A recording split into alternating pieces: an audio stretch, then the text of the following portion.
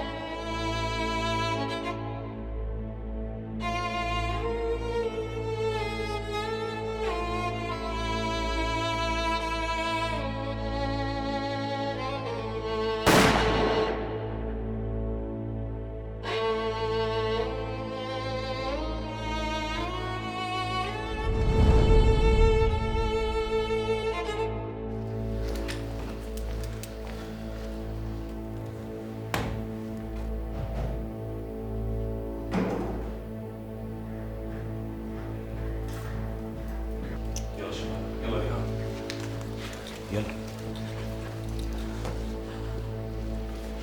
ليليان، يلا يلا ليليان.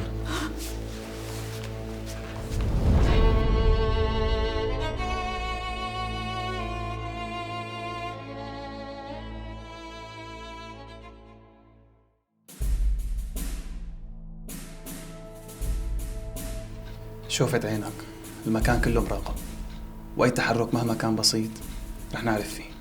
أنا معتمد عليك. هذا الاجتماع كتير مهم، يعني أي اختراق له ممكن يسبب لنا خطر كبير. لا تشغل بالك، كون مطمن. وبدي إياك تهتم بكل التفاصيل، قد ما كان تفصيل صغير اهتم فيه. مفهوم. يعطيك العافية.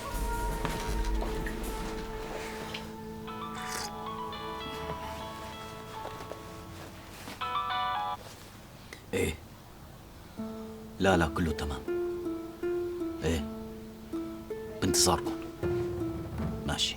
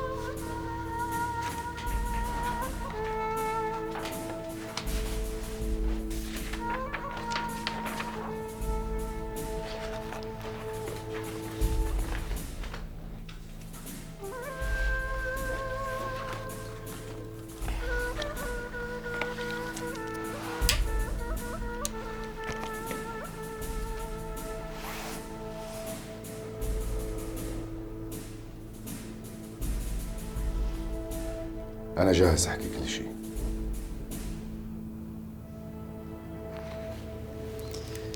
أنت ما جيت لهون لحتى تحكي، أنت اجيت لحتى تسمع. عفواً، شو يعني؟ أنت ضابط مكافحة المخدرات، مجتهد ونشيط، ومتزوج بنته للدكتور عصام، وبتوجيه من العميد حسان تعرفت على الدكتورة أمل اللي كانت عم تعالج زوجتك من الإدمان، وهذا الإدمان اللي منعك إنك تكون أب لحد هاللحظة. وبسبب المشاكل اللي ببيتك والضغوط اللي حواليك ما حدا ساعدك ووقف جنبك إلا الدكتورة أمل. أنت حبيتها وكان ممكن تتزوجوا، هيك لحتى ورطتك ودخلت الحبوب المخدرة للبلد. خسرت كل شيء، سمعتك وبيتك وعيلتك، حتى اللي حبيتها طلعت كذبة وتحولت لمجرم مطلوب للعدالة. أنا مستعد أحكي كل شيء، مستعد تكون تحت القانون. شو ما بتطلبوا أنا جاهز. أنت مانك معتقل، أنت هون بأمان. شو يعني؟ ما عم بفهم. إن شاء الله نفكر إن جيتك لهون بالصدفة أو غلطة معلم مثلا. ما في شي بالصدفة، كل شي صار معك محسوب حسابه بالدقة. نحن مراقبين أمل من مدة طويلة، ومنعرف إنه عندها ارتباطات خارجية وداخلية قوية جدا، وبسبب الثقة الكبيرة بينك وبين العميد حسان أنت رحت نفذت العملية برجليك وبكامل إرادتك. في الدكتورة أمل مختصة بعلم النفس، عاملة كذا بحث ناجح وبعتقد إنه بيفيدنا بمعالجة الإدمان. بيهمني كتير تتعرف عليها. سيدي، على ما يبدو تركيبة هاي العصابة مثل ما توقعت بالضبط. هي حلقات صغيرة بس ما بتعرف بعضها البعض. تتذكر السيم اللي اخذتها من بيت عبيد؟ اعطيتك اياها شيء انا؟ لا ابدا سيدي، انت اخذت السيم وطلعت وانا بقيت مع العناصر بموقع الجريمه. معلومات غلط. وليش ما تقول تسريب معلومات؟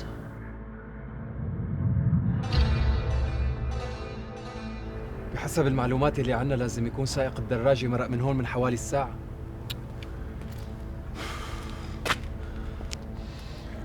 هيك لازم. هاي العصابة رح تكون تحت ايدك ورح تكون اخر قضية مشرفة بسجلك سيدي. وهذا عشمي فيك.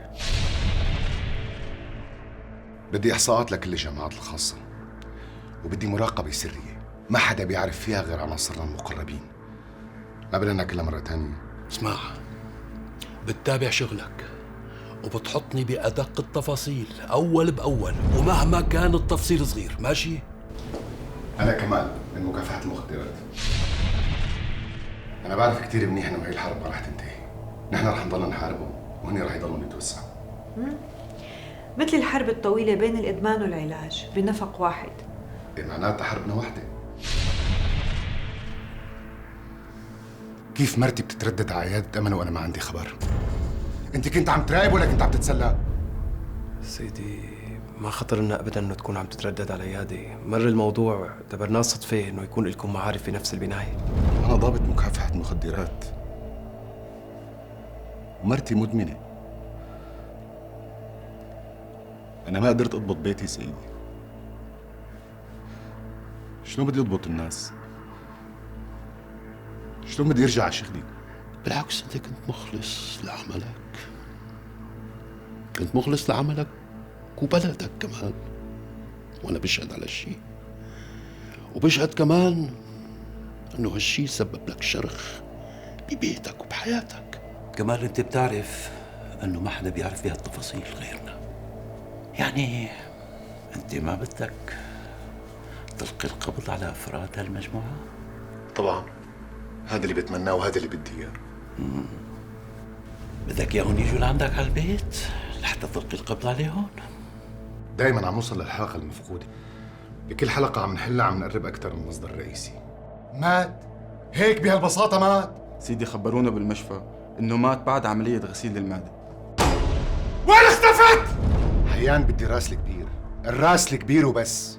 كمال، نحن تأخرنا كتير وما عاد فينا نترك المواد تنتشر أكثر من هيك. هذا آخر يوم سيدي، حتى لو ما صار في اتصال أنا رح أجيب سلام لهون. سبقونا بخطوة، بخطوة واحدة بس.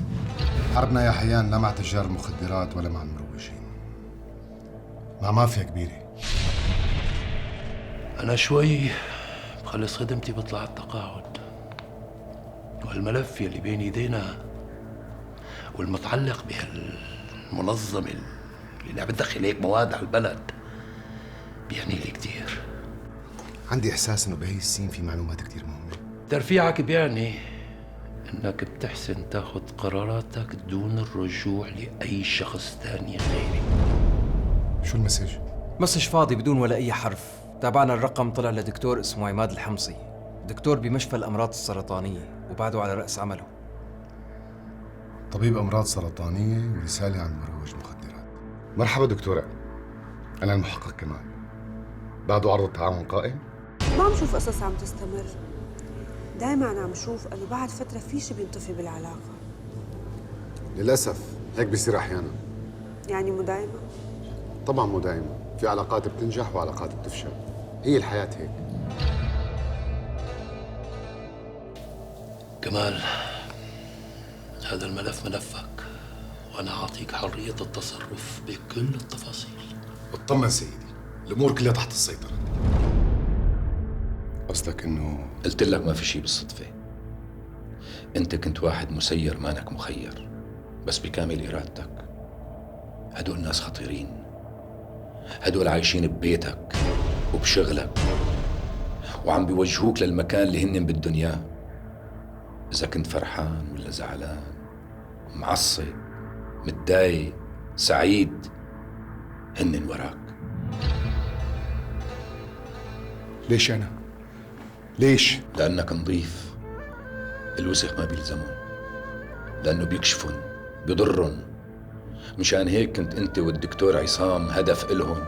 شو دخل عمي بالموضوع؟ أنا ما عم بفهم شيء أبدا. مشروع كبير بدهم ينفذوه، واختياركم ما كان صدفة.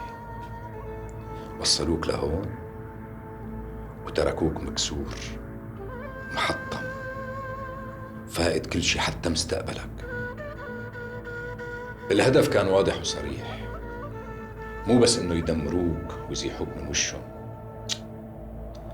الهدف انه الشحنة تدخل بسهولة وتختفي بسهولة. طالما انتم بتعرفوا كل شيء، ليش الشحنة فاتت؟ ليش أنا معتقل عندكم؟ قلت لك انك انت مانك معتقل، والشحنة لازم تفوت لحتى نكمل شغلنا. أنا ما عم بفهم شيء. انت هلأ بنظر القانون مجرم، وجودك برا يعني نهايتك. بنظر القانون؟ ليش انتم مين؟ أنا شو عم بعمل هون؟ شو بدكم مني؟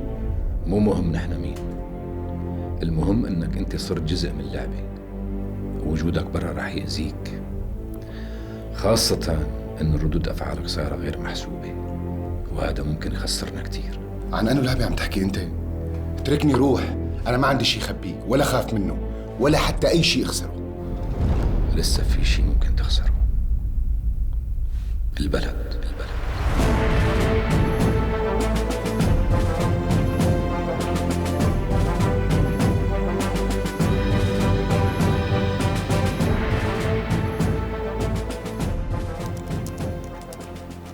في شيء مو مفهوم. أكيد هالجهاز فيه معلومات مهمة كتير، وإلا ما كان الأغا ضحى بحاله كرمالها. شلون بدك تلاقي طريقة تهكر فيها الفايلات لنعرف شو في بقلبها؟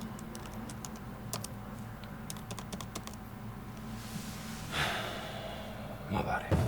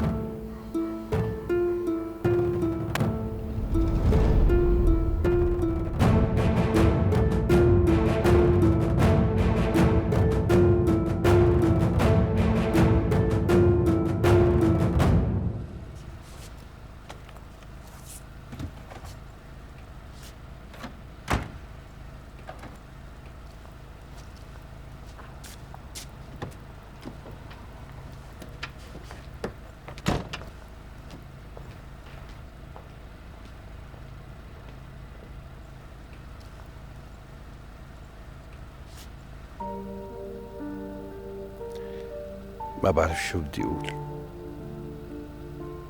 بس الظاهر هيك الظروف. ديروا بالكم على حالكم منيح. يا ريت يا سيد وسام تقنع رافق انها تيجي لعندي مشان نعالجها برا.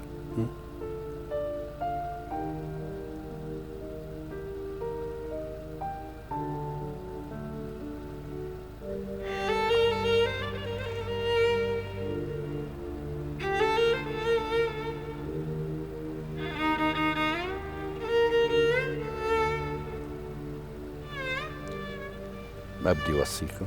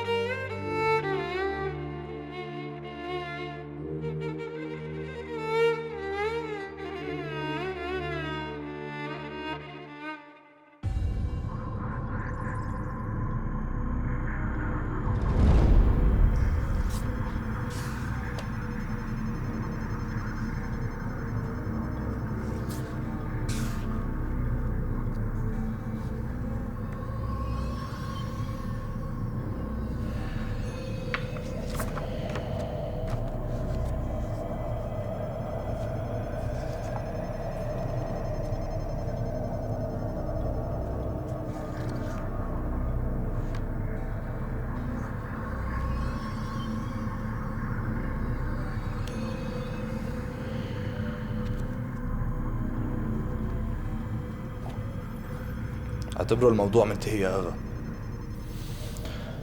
وشو بدنا نعمل معهم؟ وضعنا صار كتير خطير، لازم نتصرف. مزبوط، دول صاروا بيعرفونا وبيعرفوا مكاننا، ما فينا نغامر ونتركهم هيك. نحن أساساً من أول يوم عايشين بالخطر، بس بهذا البيت أكيد ما رح نبقى. وين بدنا نروح؟ يعني قصدك رح نفترق؟ اللي بده يضل يضل، واللي بده يروح يروح. أيوة.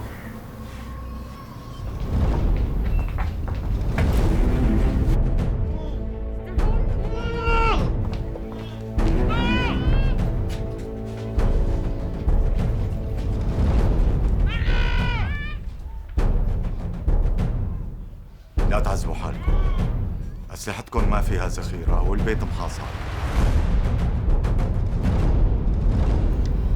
شلون بدك تلاقي طريقة تهكر فيها الفايلات لنعرف شو في بقلبها؟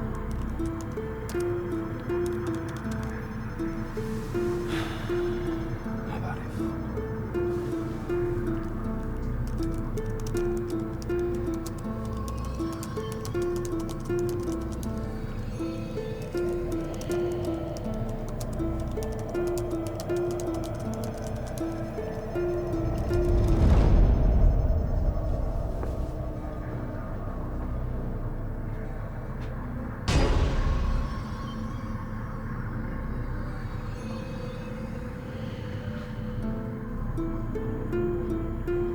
معي ضيف قلت لازم أعرفه عليك مشان ما يمشي بالطريق الغلط. حيان، هي كل شي طلبته منه.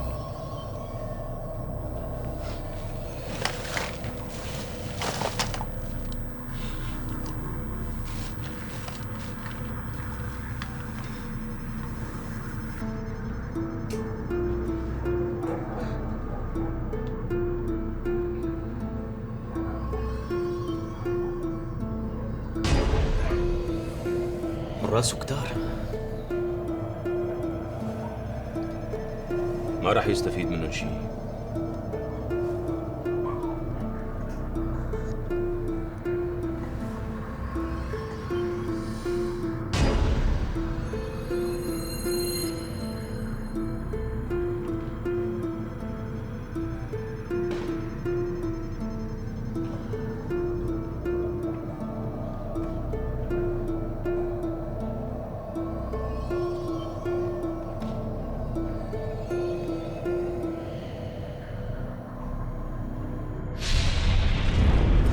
انت بتعرفني، انا اسمي اسماعيل الاخرس.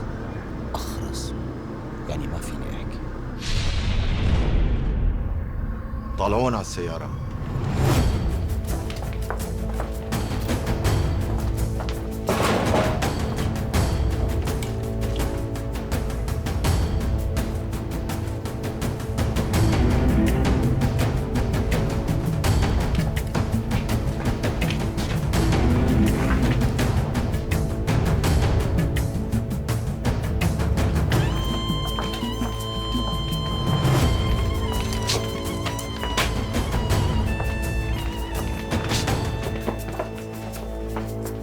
يا قلت لك شغلة المجرم ها؟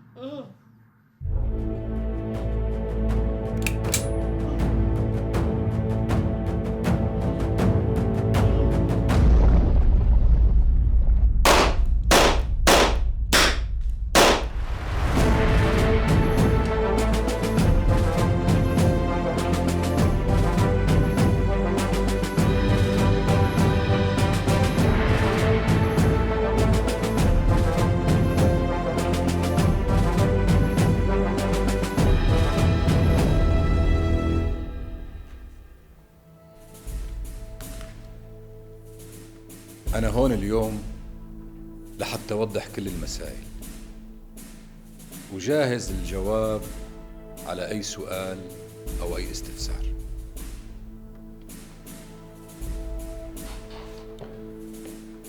بتمنى منكم إنكم تطلعوا على كل المخططات والملفات الموجودة هلا بين إيديكم لحتى نقدر نستفيد من الوقت.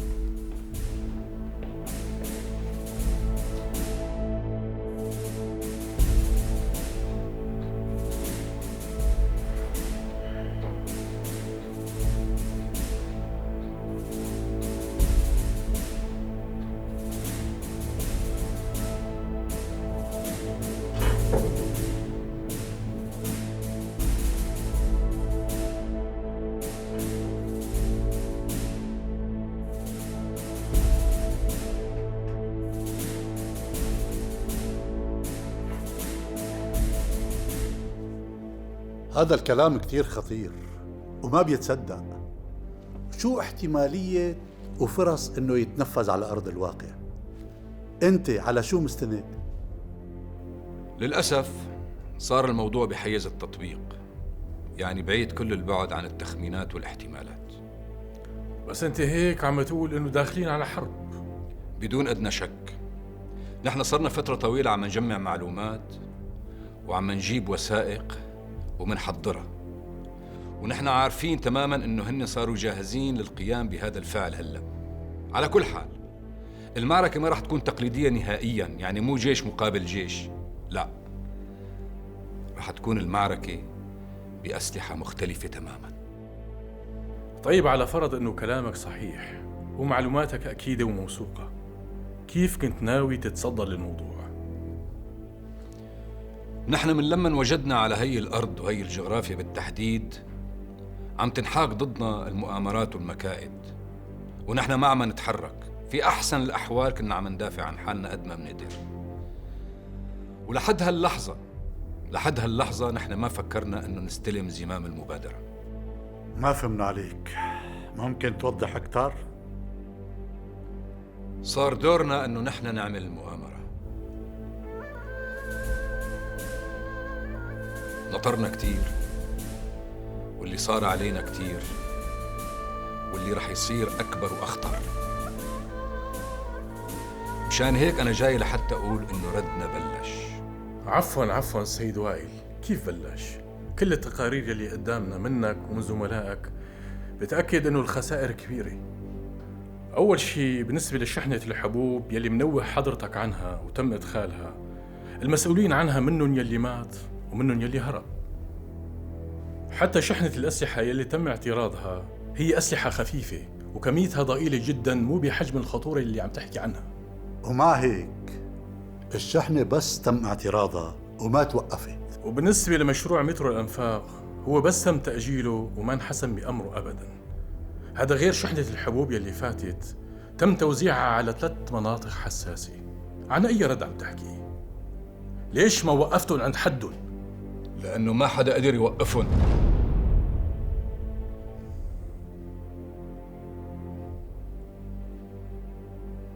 أنا خبرتكم، نحن رح ندفع الثمن إذا ردنا ولا ما ردنا، والشحنة كان لازم تفوت لحتى نعرف مين اللي استلمها ومين اللي بعتها وين. طالما هيك ليش ما تم تعطيل شحنة السلاح؟ مع أنه السلاح أخطر بكتير من الحبوب. وليش تم تعطيل مشروع المترو ما تم دفنه؟ ليش ما طبقت عليهم نفس المنطق اللي تعاطيت فيه مع شحنة الحبوب؟ لحتى يحسوا بالأمان، لحتى يعرفوا إنه الأمور مو سهلة، وإلا هيك رح يشكوا، وإذا شكوا رح يغيروا الخطة. وهذا الشيء مرفوض بعد كل التعب اللي تعبناه، بعد ما صرنا قرابنا نعرف مين اللي متورط معهم من جوا.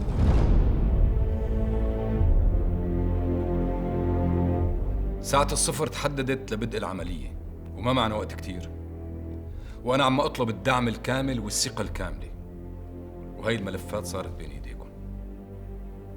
اللي عنده أي استفسار يتفضل يسأل السيد وائل قبل ما ننهي الجلسة. بحسب القانون يلي عم نمشي عليه، هاللي بينكشف لازم ينهي حياته بإيده. بس شفنا مخالفة واضحة صارت بموضوع حيان. القوانين اللي بتحكمنا ما بيصير نخالفها نهائياً، لأن هي عرف بالنسبة لنا. أما بالنسبة لحيان، بعد ما انكشف حسيت بخطورة كبيرة كتير على كل شيء أنجزناه خلال فترة طويلة، وهذا الشيء أنا بعتبره ثغرة لا يمكن تتكرر نهائياً. موضوع حيان خلصنا منه.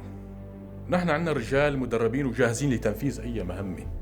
ليش اعتمدت على أشخاص بالأساس هن كانوا مجرمين مثل سومر وليليان وغيره وغيره وغيره؟ الدافع دافعهم هن إنهم ينتقموا من اللي أذوهم، واللي أذوهم هن أعدائنا. على فكرة، بدون ما يعرفوا إنه هن عم ينفذوا طلباتنا، ونحن حصلنا على معلومات كتير مهمة، صحيح ناقصة بس رح تفيدنا كتير.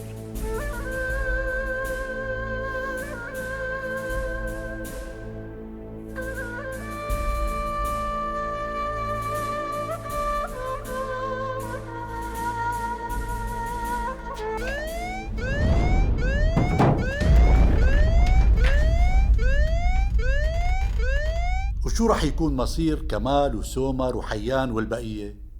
لسه موجودين عنا، بس نحن لهلا ما قررنا شو بدنا نعمل معهم. المكان محاصر.